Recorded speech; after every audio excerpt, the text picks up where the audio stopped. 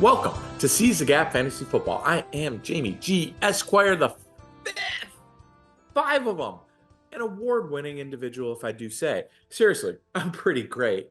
If I don't say so myself. And I'm also quite humble, like literally the most humble, awesome, amazing person in the world. I'm here with Magnum for the 2023 Gappies, our annual fantasy football award show. We're also going to talk about the lessons we learned from 2023 fantasy football. It was a wild season. It's still fresh in our minds. We should go ahead and just hash it out. Mills, I know we just had Festivus, but please try to avoid the airing of grievances, at least for now. This is all happy thoughts for this one. I am Magnum, and I swear I just looked at this one league and holy shit, this dude got 35 points from the Bills D in Fairbairn, the kicker from the Texans. Then you got Cameron Dicker, the kicker. He had 33 points the final 2 weeks. That's 10 more points than AJ Brown had the final 2 weeks in PPR leagues. And when he played at home against the Giants and the Cardinals, and oh shit, I did the thing in my I did what I said I were going to do, but congratulations to you because what you're doing right now is checking out Seize the Gap Fantasy Football. You can find us wherever you get your podcasts and on YouTube. We're on social media at Seize the Gap FF. Please do not forget it. And do not forget the flaps. Very important. Follow, like, and please subscribe. That's how other people find our show. Really helps us out a lot. So if you learn anything, if you have fun, please remember, click the thumb. Before we kick off the Gappies, let's do our homework. To start, I'm going to need you to think back to your last year draft. Just think back to your draft. If you can even remember your fantasy football draft or drafts, whatever it was. It feels like it was 5 years ago, not 5 months ago. I know it's crazy how fast the season goes. Looking back, what did drafters get right and what did we get wrong? It feels probably more wrong than right, especially in the early rounds. If you look at the early rounds, running backs were just, I don't know how to say it. They were a goddamn shit show. It was ugly. The zero running back draft strategy was absolutely the way to go this season. If you took Christian McCaffrey, that worked great. Then in the first round, you had Bijan Robinson, Saquon Barkley. They scored points. They were useful, but they weren't stars. Then you had Austin Eckler, Tony Pollard, Derrick Henry. Those guys were, again, guys who put up points, but definitely bust comparatively to what we wanted. Josh Jacobs was a total bust. Nick Chubb went down early. You had guys like Kyron Williams, Raheem Mostert, really holding up your whole universe there. So the lesson here is don't draft a running back early. You just don't want to do it. And what you want to do is then after the draft or late in the draft even, then you expend the capital on running back. On the free agent waiver wire, chase running backs all day. Far more likely to find a good one of them on the waiver wire than a running back, but in your early draft picks, far more likely to find a good wide receiver. So that's something you should remember. And the tight end position was not what it usually has been either. Typically, it was all right. You could at least take Travis Kelce in the first round, right? And then you get the built-in positional edge. That didn't work this year. I mean, Kelce finished as the tight end 2 in PPR leagues, but that's not why you drafted him. You drafted him in round 1 of most leagues because he scored 100 more PPR points than the tight end 2 last year. That did not happen this year. So if you're not doing that, you can't be drafting a tight end early. That's just pretty much the way it is. There were a couple of ways you could have gone otherwise. You could have taken a shot on a highly drafted rookie like Sam Laporta or Dalton Kincaid. Would not have worked if you went with Michael Mayer, but we saw a couple other rookie tight ends, pop most notably for the Packers.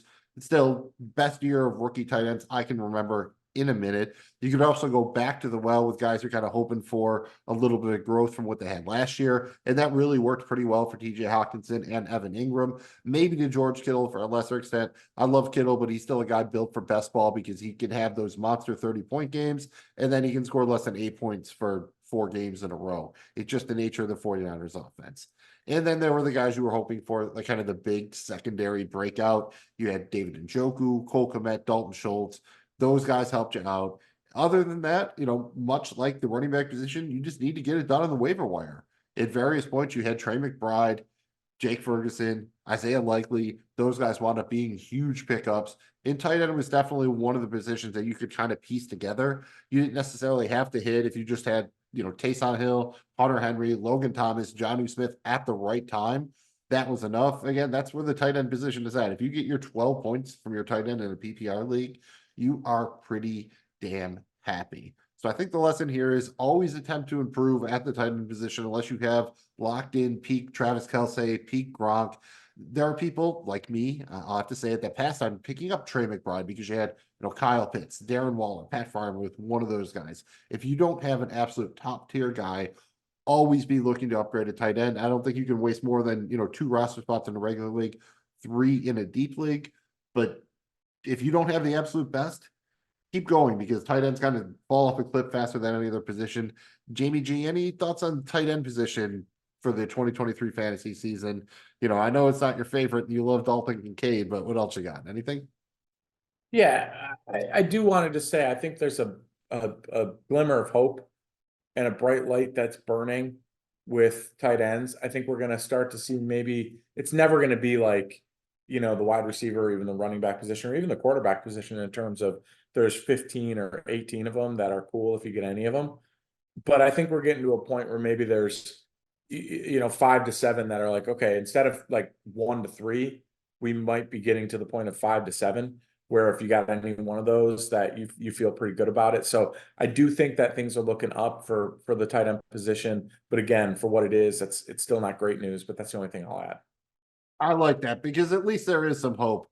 For a lot of years, it A was little kind of this bit. combination of aging guys and unproven rookies. At least you have an interesting mix, and there are guys who could conceivably being the next Trey McBride, a young guy who takes a leap, or David Njoku, a young veteran who takes a leap. There are guys like that out there. So I'm more excited about the tight end position than I have been in years.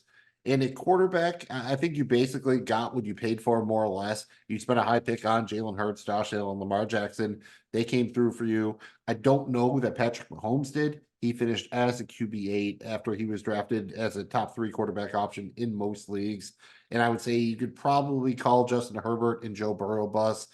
Definitely some injury issues contributed to it. But I think the lesson to take away here is if you're going to spend an early pick on a quarterback, they need to have that rushing component as part of their profile. You cannot take a pure pocket passer in the first 3 rounds of a one quarterback.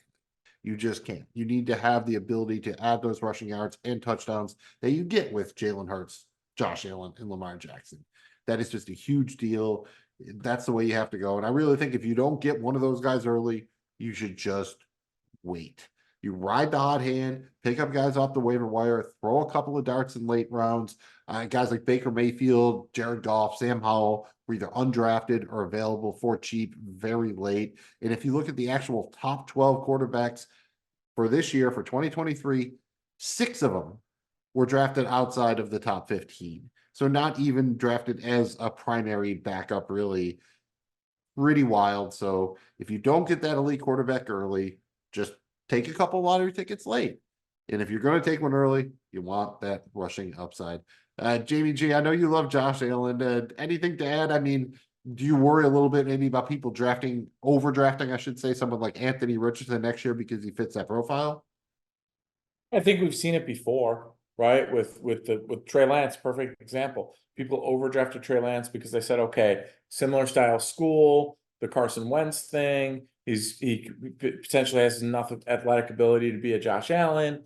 So I think you get a little bit of it. Thing with Richardson that concerns me more than anything, though, isn't necessarily the bust potential, it's the injury potential. I mean, the guy played 3 games, got injured in all 3.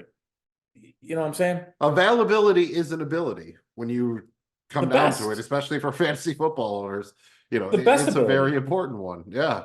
Look at the quarterback position this year. I had so many leagues where it came down to the end and like, boy, I do really have, Joe Burrow and Mark Andrews and Nick Chubb on IR or whatever it was. And it's kind of rough to deal with. Let's move on to the wide receivers here. I honestly think breaking down the wide receiver position this year was tough in general because most of them came through in some way. Guys were injured, but they still produced when they were out there. So I think it's really tricky to be like, oh, this guy was definitely a bust and this guy definitely came through.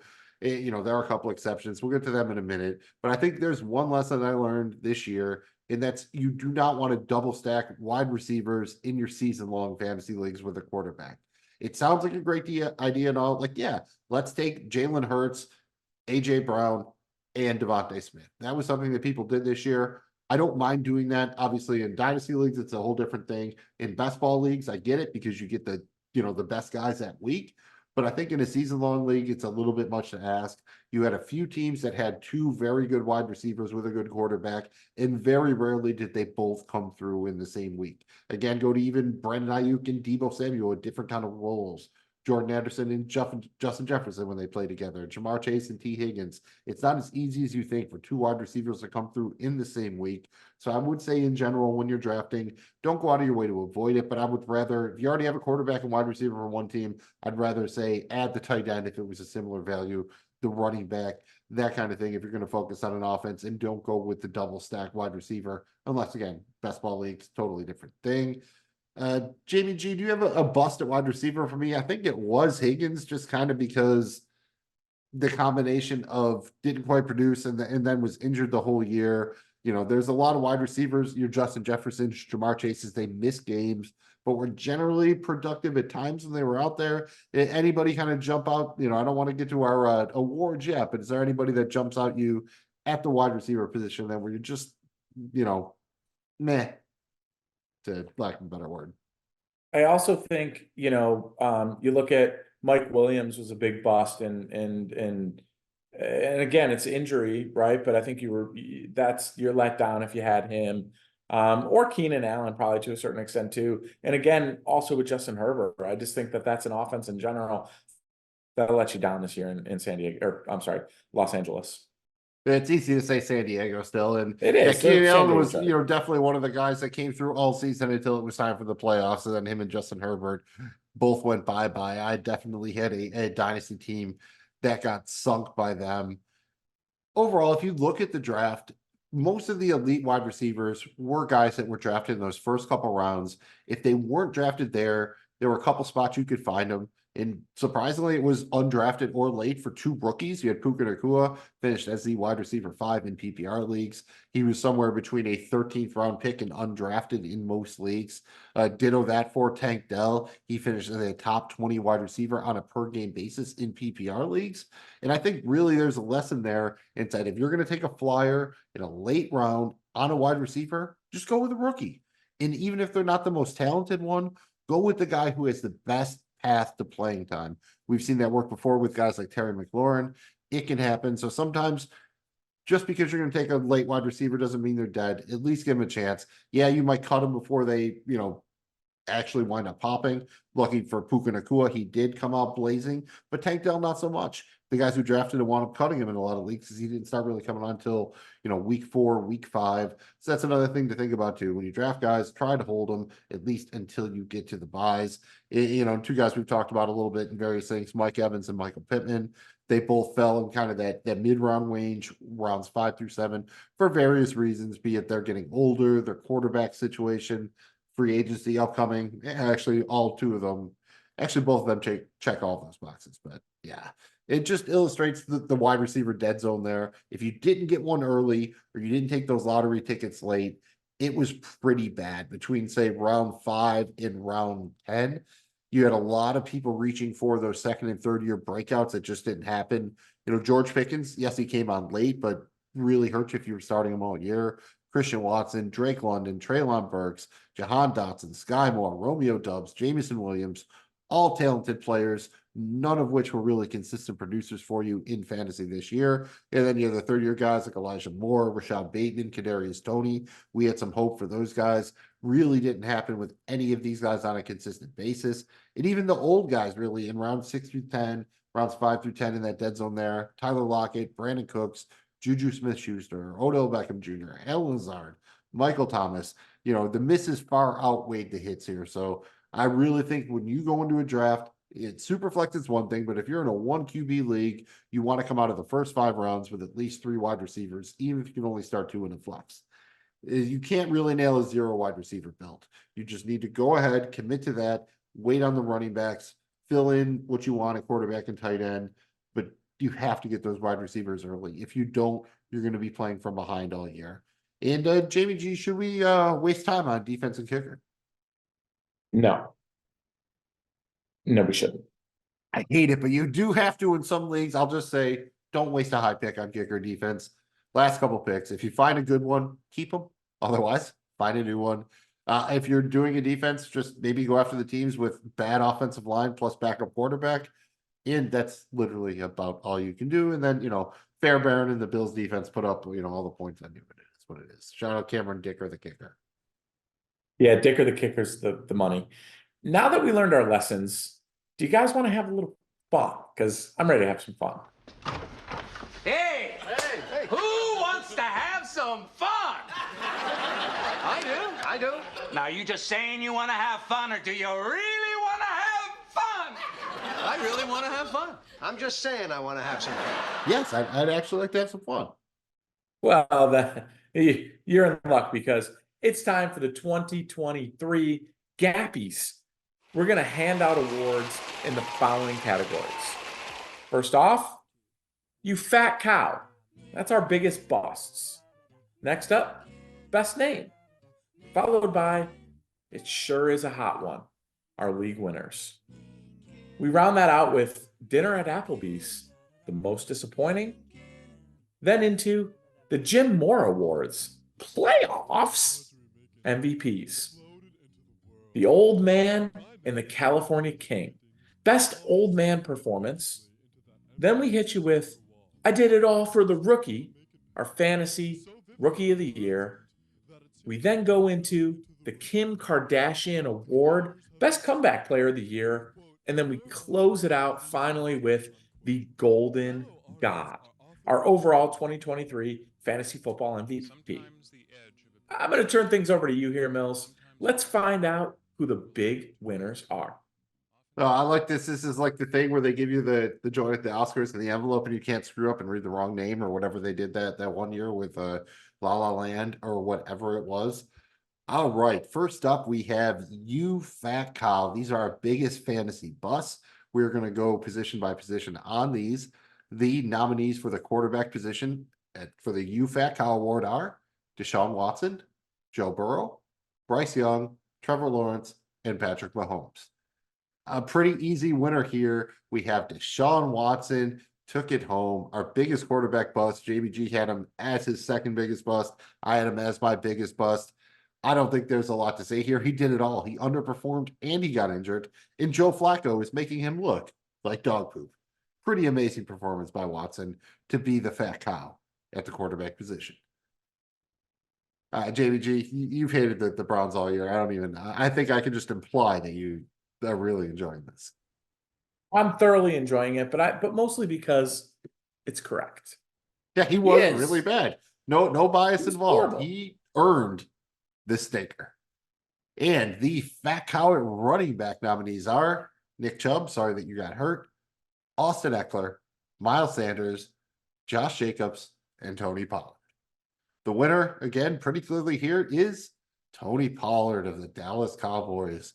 You massively underperformed. Jamie G has you as the second biggest running back bust. I have you as the biggest bust. You were drafted in the first round in most leagues, and you were bad, and you should feel bad. And I like you as a player, and even though you play for the Cowboys, I'm sure you're a good person. I hope it gets better. But Jamie G, you want to shit on Miles Sanders at all? You had him as your biggest bust. I know that's a little bit personal. He did get the big free agency contract. Wasn't drafted as high as these guys, but he was basically unusable after week one. Yeah, I just think it was just the excitement followed by the absolute. I mean, is there more of a bust on this list? I mean, even Nick Chubb before his injury gave you more than Miles Sanders.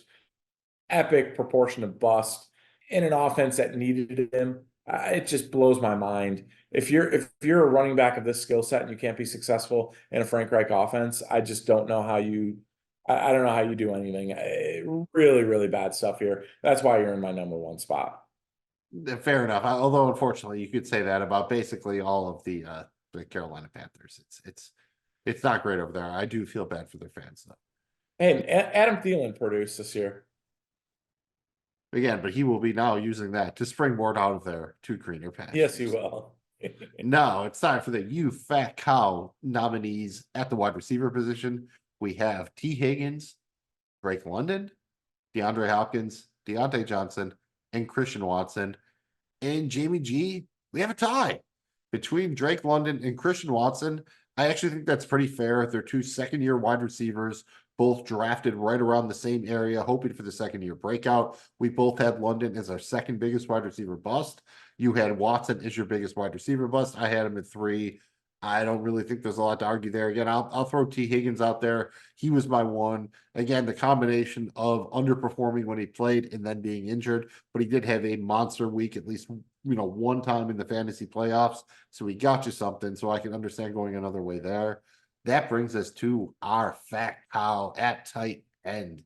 The nominees are Mark Andrews, Darren Waller, Dallas Goedert, Kyle Pitts, and Pat Freiermuth. The winner is, again, pretty clearly Kyle Pitts. God, that pains me to say it. JDT, you had him as the biggest tight end bust. I had him as the second biggest. I had Darren Waller as the biggest. And, we've already kind of said, yeah, Darren Waller, big sad, hamstring injury, chronic, not good. But Kyle Pitts, dude, the problem is now, Jamie G, I'm not going to lie, he's going to fall so far in drafts next year, I'm going to buy back in. That's what's going to happen.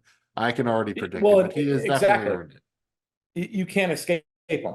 You can't escape him now because of what's happened. But I think just given his potential draft capital expectation, it was far greater than Darren Waller's. Yeah, we expected Darren Waller to come in and maybe emerge back to the level of play we saw in that 1 year in Oakland, or with the Raiders before. I think they either right before they went to Vegas or right after. Either way, with the Raiders, and he just didn't even get even close to where he should be at Pitts. Waller disappointed on an epic level too, but just given Pitts' age and what we thought he would do, his draft capital, it's really bad, man. It's really bad.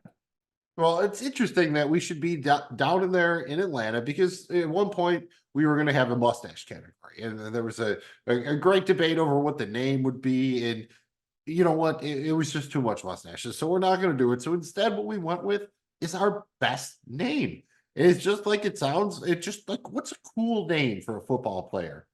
That's it. That's the criteria. The nominees are Brock Purdy, Tommy DeVito, Bailey Zappi, Puka Nacua, Tank Dell, Zay Flowers, and Cade Otton in here. And very clearly, with the bullet, we both had him at 1. Puka Nacua. Jamie G, poke around and find out, dude. Why does Puka Nacua have the best name ever, basically? Yeah, it's not even in football. It may be the best name in the history of names. And these are all cool yeah, names. Tank, Zay Flowers, Cade Otton here, Zappy, Brock Purdy. I mean, goddamn, dude. This is a elite list of names, and it just shows you that even on an elite list of names, there was a clear-cut winner that took about 0.12 seconds to decide. That's how awesome of a name this is. Mills, I love it. I can't get enough of it.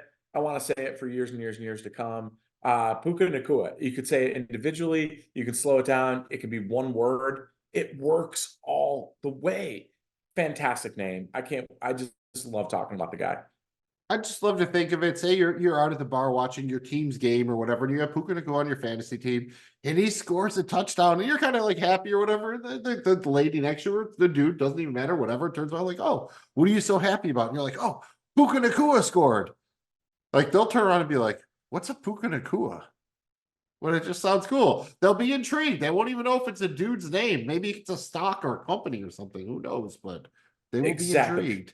Couldn't it be like its own adjective and noun and like verb and everything? Like it could just be like it could be a swear word. Oh, yeah, you Puka that. Like Puka, like Nacua, not so much. Nacua feels like a Hawaii word. Feels more like a dish or something. But Puka could definitely be a verb. If you're in an island in Greece and you're stuttering to say something to somebody and he looks at you and he says Puka Nacua, you don't think he's going to be cussing you out? I mean, it could blend in, is what I'm saying here. I am unaware of the Grecian whatnot in this, but it sounds like it could be real.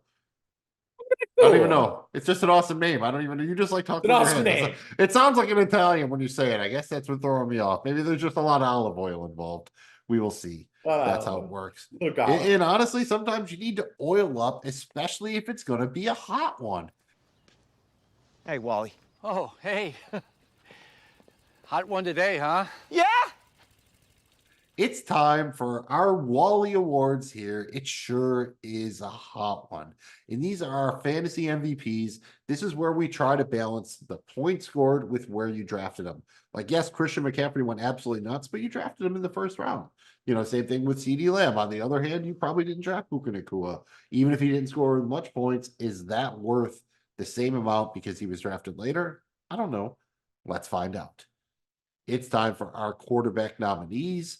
Shout out Wally. It sure is a hot one. We have Brock Purdy, Jordan Love, Baker Mayfield, Jared Goff, CJ Stroud, and the winner, once again with a bullet, was Brock Purdy. Jamie G, all I have to say, how about this list of names? These are all guys who finished in the top 12 quarterbacks. They were all QB1s. Brock Purdy, Mr. Irrelevant, Jordan Love, Aaron Rodgers replacement, Baker Mayfield left for dead, Jared Goff, they had to attach a first round pick to trade him away, in CJ Stroud, the consolation award for not having the 101. Just how impressive is this group of guys, really? It's immense. I mean, if you had any one of these guys, you would be thrilled, right? I mean, that in and of itself blows your mind. It's unbelievable because there's so many close calls here where this could have went several different directions, and like from like 2 to 5 might as well just be one mushed together. I mean, this is a really good list of guys for sure. The only thing I will say, and we love you, Brock Purdy, you did win the It's Sure a Hot Here award. But if we traded any of these other guys to the 49ers, would we be picking them? Like if Jordan Love was on the 49ers or Jared Goff or CJ Stroud, would they look at, that's the argument against Purdy because the weapons are so good. I guess you could say that about the Eagles a little bit now too. If you have the offensive line and the weapons, but you know what, Purdy had a bad game against the Ravens, but you've gotten it done everywhere else. So wasn't enough for me to win the championship league in the league that I have you, but it was close. Now it's time for the It Sure Is a Hot One running back nominees. We have Christian McCaffrey, Travis Etienne, Raheem Mostert, Kyron Williams, and Isaiah Pacheco. The winner is Christian McCaffrey. Not a huge surprise here. He paced the running back position by a lot. Jamie G got him at 2, I had him at 1. You bring up this guy a lot. A little spoiler alert here, but Raheem Mostert, you had him at 1. I know it's a little bit of the function of the offense, scored a ton of touchdowns, but do you want to say anything about Mostert here? Get it out of the way. Just the fact that you didn't have him as a guy you drafted highly. I think the fact that there was a lot of value in getting him where you did, and then to put up 20 plus touchdowns, it's pretty special, man. And look, we saw him, healthy up until, I don't want to jinx him, missed a game this last week, but the guy's been really consistent all year with basically 2 to 3 versions behind him of him. It's like, okay, we got the speed version of you from when you were at your fastest and best in Devon Achane, and we're going to want to get him involved. We've got a lesser version of you and Jeff Wilson. We've got another version. It's just like, despite all that, he still had the year he had, but it's mostly, where you drafted this guy coupled with the production gave you. Yeah, I like that. Again, probably some guy who went from, between around 8 and 12, depending on what league you were in. Sometimes Achane would go first. Sometimes it was Mostert. A dude who had been hurt basically every year throughout his career. And again, you don't want to jinx him, but you do because you're a Bills fan, but it's a reverse jinx kind of deal. But, we don't wish ill upon anybody, but this was the healthiest Mostert had been in a few years. So pretty impressive. And it showed. Yeah, and it showed. Yeah, he definitely a touchdown machine. You can't take that away from him. That's a skill to score those touchdowns in the red zone like that. At that efficiency level, that's a skill. Moving on to the wide receiver nominees. It sure is a hot one. We have Puka Nacua, Tank Dell, CeeDee Lamb, Nico Collins, and Rashee Rice. In Jamie G, not a huge surprise here. Obviously, we both have Puka Nacua here. We have CeeDee Lamb as 2. We both had Nacua at 1. Lamb at 2. Again, Nacua you got later, didn't score as many points as CeeDee Lamb, wasn't quite as heavy in the playoffs. Lamb you got towards the end of the first round, early second round, and yeah, you feel like a super genius if you drafted either one of those 2, I think. Not really much to say, just enjoy your money. Yeah, you do. Yes. Yeah, feel good. And finally, the tight end nominees for It Sure Is a Hot One, our fantasy MVPs. We have Sam Laporta, Trey McBride, David Njoku, Jake Ferguson, and Taysom Hill. Once again, I don't know how this could be construed as a surprise. Sam Laporta was the highest scoring tight end, and he went after round 10. I don't know how much better you can get. Again, maybe one a little bit earlier in tight end premium leagues. Shout out David Njoku, made a huge push in the playoffs. Trey McBride, who made a huge impact off the wire, but hard to go with anybody else other than big Sam Laporta. Now, Jamie G, you know what nobody has said excitedly in about 20 years? What's that, Mills?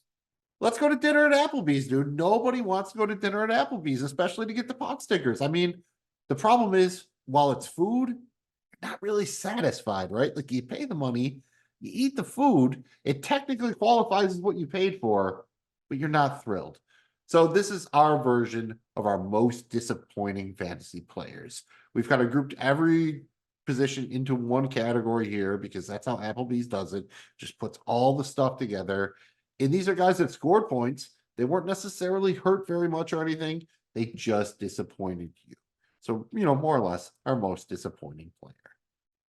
The nominees are Justin Fields, Saquon Barkley, Bijan Robinson, Jalen Waddle, Justin Jefferson, Jamar Chase, and Travis Kelce. And the winner, once again, unanimously, Bijan Robinson. We both had him at 1. I think it's pretty simple, right? He was drafted in the first round of pretty much every format of leagues, be it, season long, dynasty, best ball, whatever. Bijan wound up going in the first round, and you would have rather owned Jahmyr Gibbs, especially given the discount you were getting for him, right? I think it's as simple as that, unfortunately. You'd rather have Jamar Gibbs, and by a mile, dude. Like, it's by a long shot. This is an epic disappointment. Like, going back into the draft process, Bijan Robinson was a can't miss generational talent. You had to have him. There was no question about it. He was outplayed. He wasn't even the best running back on his team, right? Like, I'd rather have Algier. This is just, it's really bad. He deserves the number 1 spot here.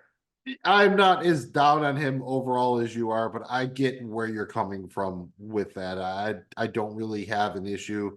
Again, some of it was usage or whatever, but I think the epitome of his season, remember the game where there was no warning or whatever, and he played 1 snap because he had the flu or whatever? That just was, if you own Bijan Robinson, that was your season in a nutshell. I definitely played in a final where a dude benched him for, like a David Njoku, like to play 2 tight ends or something like that. It wound up being the right play, even though Robinson had a huge game. I would say as far as those can't miss prospects, he's been the most disappointing so far. A lot like your big night out, your big dinner night at Applebee's. Just don't get the pot stickers. And they also somehow use a lot of barbecue sauce in their wing sauce. I don't know why, but whatever. It's Applebee's, so liquid only, and then move on. That brings us to the Jim Moore Awards, and we're talking about the playoffs. These are the MVPs of the playoffs at their various positions. We're going to start with the quarterbacks, and this is funny, but it's true. We have Joe Flacco, Baker Mayfield, Jared Goff, Derek Carr, and Jordan Love. What a list of names, but the most fascinating part is that Joe Flacco is number 1 with a bullet. And he is the leading scorer among fantasy quarterbacks weeks 15 through 17. And he basically put up 20-point minimum, I think 19.8 the 1 week or whatever. But Joe Flacco was basically bulletproof in the fantasy playoffs. I cannot express to you how wild that is. Nobody saw that coming. I called Blake Bortles. I pointed out Blake Bortles in previous years, but this is more shocking than even Blake Bortles that year. It really is. I mean, come on, man. This was a guy that was completely washed out of the league to come back and do what he's done. He's been the best player, the best quarterback on the Browns by a long shot. And to have him come in off the street like that and put up the past 3 to 4 weeks that he has, it's nothing short of incredible, dude. I mean, look not only that, he unlocked list, Amari Cooper and Elijah Moore and David Njoku and Jerome Ford. And it just makes you look at Deshaun Watson like, I'm sorry, but what the fuck, dude? Like, Joe Flacco, exactly, dude. Really? Like, really? Like, you can do this and you can't even approximate that? maybe about as clear as it gets, and that's so wild, but that's why we love fantasy football, right? That the playoff MVP at the quarterback position is Joe Flacco, who was on his couch 2 months ago. Not only is it a great story, it actually happened, and it's completely wild. We'll hate it and we'll love it all at the same time. That brings us to our running back nominees for the Jim Moore Awards. We have Breece Hall, Christian McCaffrey, Kyron Williams, Jerome Ford, and James Conner. We have Christian McCaffrey taking this one home. We both put him at 2. I had Breece Hall at 1. I can see why you might knock him because he had a shit game in week 15, but other than that, had 24 plus PPR points in the other playoff games. But I can get why you knocked him because if you snuck in without a bye, he killed you that week.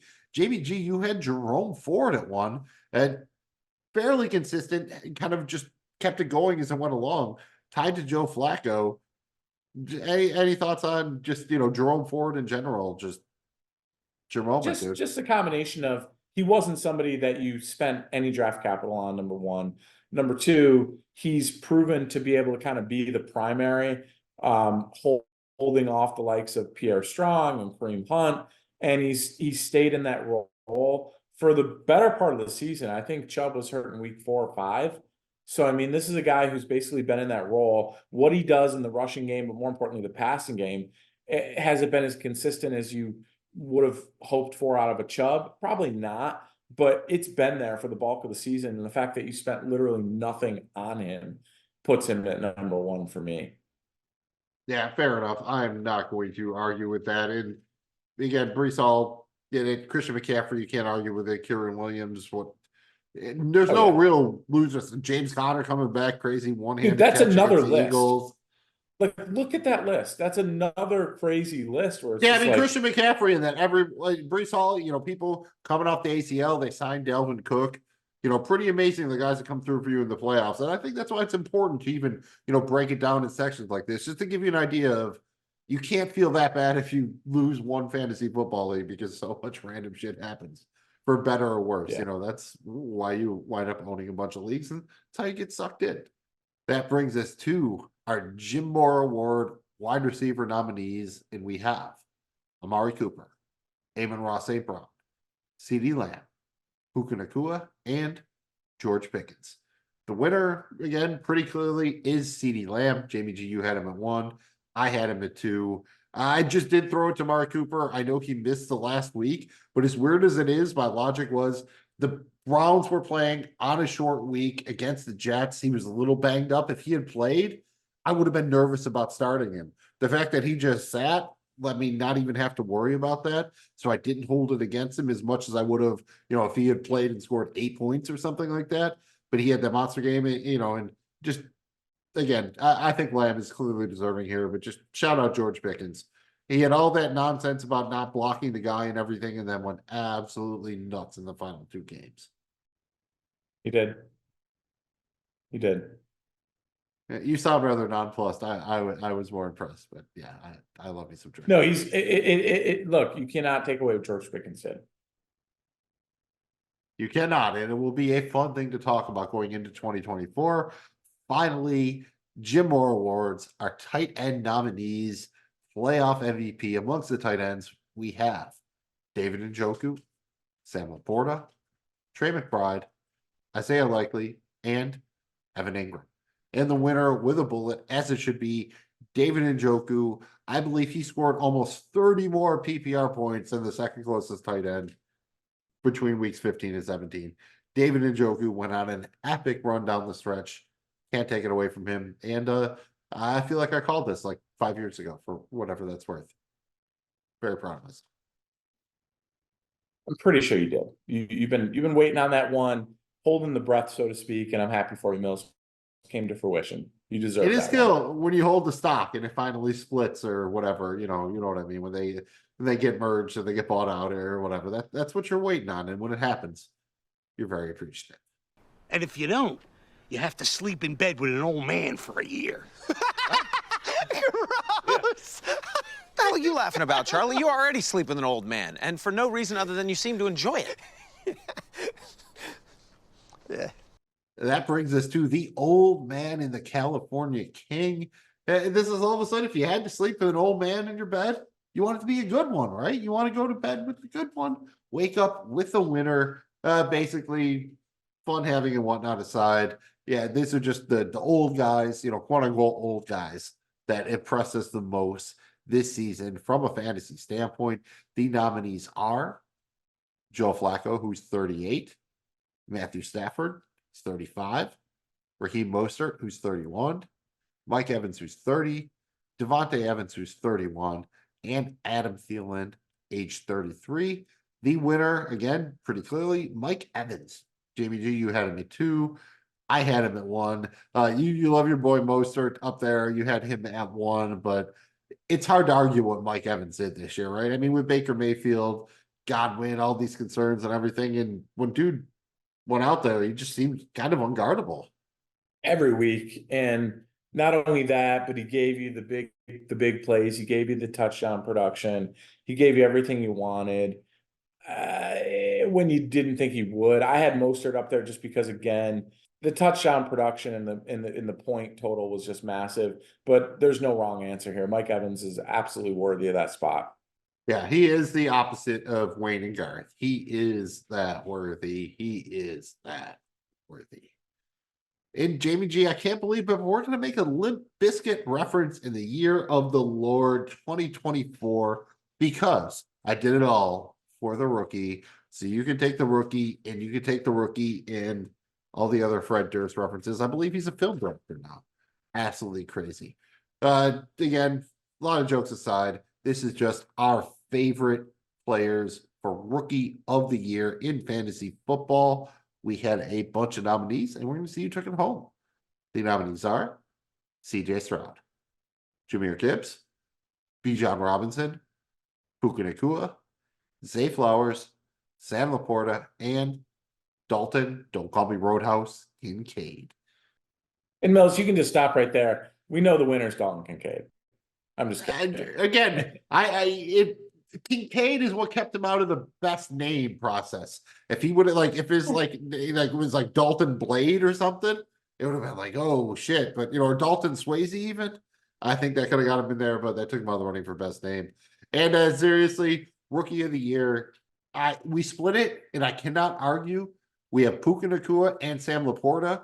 Jamie G, you had Nacua at 1, Laporta at 2. I had Nacua at 2, Laporta at 1. My logic was Sam Laporta was not only the dynasty tight end one now, but he was the tight end one on the season, and you drafted him later, and he was such an advantage because of the tight end position. There are a lot of good wide receivers, not many good tight ends. So I went with the positional advantage thing, but I don't think you can go wrong with either.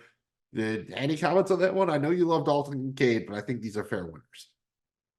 Oh, these are fair. What Sam Laporta was able to do, I mean, come on, how many 2-3 touchdown games did he have? The guy was a monster, getting in the end zone, becoming kind of the featured threat in an offense that had a lot of other playmakers. You're really excited if you own Sam Laporta. I went Puka Nacua, and this was again a 1A, 1B type thing, 2A type thing. I went Puka Nacua only because we saw some extreme games out of him. And then once it was kind of down the stretch when he needed it, even with Cooper Kupp back in there, you're really excited if you got either one of these guys. Both of them were huge value adds. So there's no wrong answer. Yeah, and if you picked up both of them in your draft or, one on the waiver wire or the other, just congratulations on winning. Enjoy your championship. Yeah. That brings us to the Kim Kardashian Award, which we're going to give to the biggest, we'll call it comeback player of the year. Everyone loves a good comeback story, right? Seabiscuit, the Mighty Ducks, Robert Downey Jr., who Rocky. else? Yes. Kim Kardashian.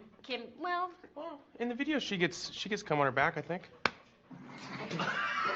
And maybe you could more accurately call it the bounce back player. We're doing it from a fantasy standpoint, so it doesn't have to be from an injury or whatnot.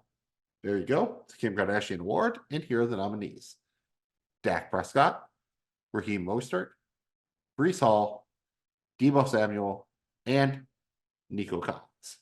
Jamie G, once again, you love Raheem Mostert, but it went to Dak Prescott. You had him at 4. I had him at 1. And I think it's pretty simple because if you break the 2 seasons, 2022, 2023, down into the last 8 games of 2022 and the first 8 games of 2023, Dak Prescott was in a lot of trouble. It didn't really look clear what his role would be going forward. Would he be with the Cowboys? Would they be looking to move on from him for his drastic cap number next year? And he basically ended all that, wound up in the MVP conversation at one point. So even though he wasn't injured, I thought that was a good comeback. And Mostert, again, a little bit banged up last year, didn't get the role. You've talked about him at length, scored a bunch of touchdowns, was very good this year. I feel that he was also a good nominee, as they all were. Breece Hall coming off the ACL. So shout out all of the Kim Kardashian award winners, the comeback players of the year. Oh, Jamie G, you know what's the absolute best? The 5-star man, the golden god. So that's going to be our fantasy MVP for the season, regardless of position. And the nominees are Josh Allen. They love Josh Allen in Buffalo. Lamar Jackson, Christian McCaffrey, Raheem Mostert, Kyron Williams, CeeDee Lamb, Tyreek Hill, Puka Nacua, Sam Laporta, David Njoku, and Trey McBride. The winner is, oh shit, it's a tie again, but I think it's worthy. Maybe the surprising part is the teams that they're from. We have a tie between Los Angeles Rams running back Kyron Williams. Jamie G, you had him at 4. I had him at 1. And Los Angeles Rams wide receiver Puka Nacua. Jamie G, you had him at 2. I had him at 3. How wild is it that 2 players this valuable for fantasy came from the Rams? We never could have called it, and that's why it happened, right? They fell in drafts because we were all convinced that the Rams were going to suck, more or less, right? I'm going to take a little mea culpa laugh. I had them winning 4 to 6 games. There was always the threat of a little bit of a Matt Stafford kind of bounce back year. And we talked about that a lot, but we worried about the offensive line. We worried about Cooper off that injury. We just, and the team's ability to stay in games with the defense. So all those things made it so it's like, I don't really want to own a part of that offense. And then there you go with 2 guys that fly under the radar and just absolutely monster years. It's just, you can't make it up, man. You cannot write it any better. Yeah, I mean, what's funny is the guys that kind of got pushed aside, like they traded Van Jefferson away. Tutu Atwell was the thing for a minute. They traded Cam Akers away. They had guys step into your Darrell Hendersons, your Royce Freemans in the interim, but most of their touchdowns really went to Kyron Williams, and then Puka Nacua sucked up a bunch of yardage. And I think that's great, but what is your level of worry next year if you're going to have, say now 3 Rams being drafted in the first 4 rounds? It's a whole different ballgame, right? It was nice when they were cheap, yeah, but it's going to be a different thing next year when you have to buy them at this cost, I think. So that's one thing I'm definitely going to be a little bit cautious about going into the 2024 draft, especially your best ball draft. We're generally talking about season long here, but I'm probably going to be more likely to look for the next version of the Rams than to buy back in on some of these guys that hit this year. Yeah, that's spot on. I mean, I don't know that I feel great about owning the same ownership and paying for it next year. So I think that's spot on. Yeah, that was the key. Just do the Rams this year. Usually I talk shit about Los Angeles, but shout out to LA. You were the answer this year. You were the Allen Iverson of 2023 fantasy football.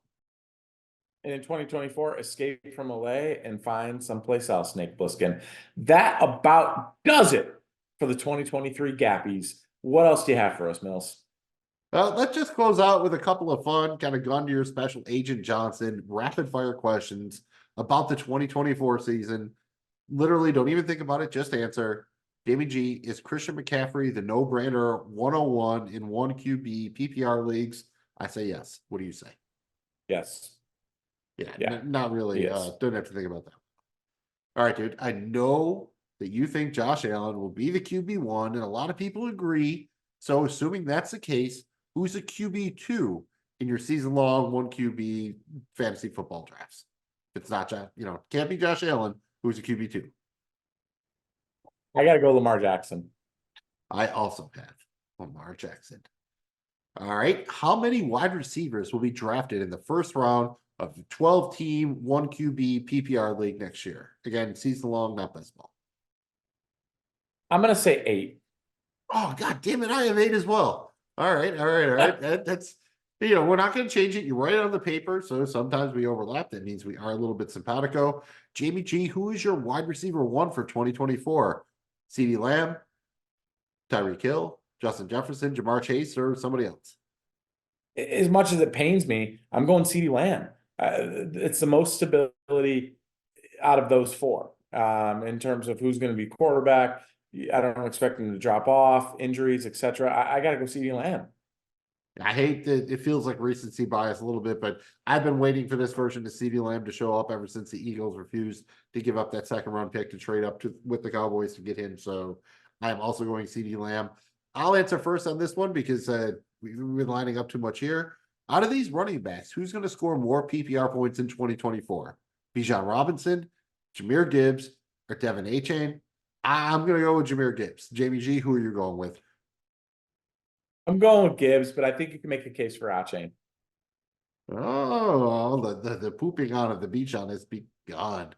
All right, man. In a 1 QB PPR league, in what round are you drafting Sam Laporta next season? I'm going to say 2, but you may disagree. I'm going to say second round.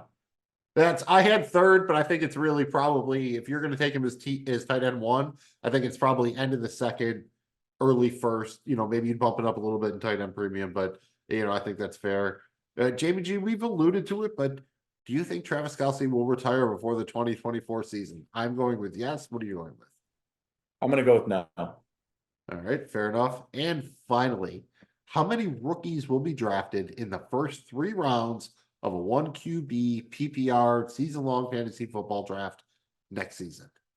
Rookies that are being drafted, this year in the 2024 draft, yet to be drafted. I'm going to say 2, but it's only because I think that people are going to reach for a quarterback here. But I'm going to say 2. Obviously, Marvin Harrison, and then I think a quarterback gets in there. Ooh, Jamie G with little Caleb Williams, Drake Maylove. I'm going to go 1, just say the Marvin Harrison Jr. I think there is a chance if, a couple of guys go early, or maybe even Brock Bowers in a tight end premium league. That would seem a little bit heavy, but I saw it happen with Kyle Pitts. So if Bowers went in the top 7 or 8 or something, I could see it maybe. But I think that's it. I think it's 1, 2 max probably. So I think we're in the right universe. All right, man. Well, I think that's definitely a wrap on this episode. Mills, what are we doing next here? Well, I think I'd like to take maybe one little more look back on 2023, especially in best ball leagues, and then kind of start to look forward to our 2024 best ball leagues.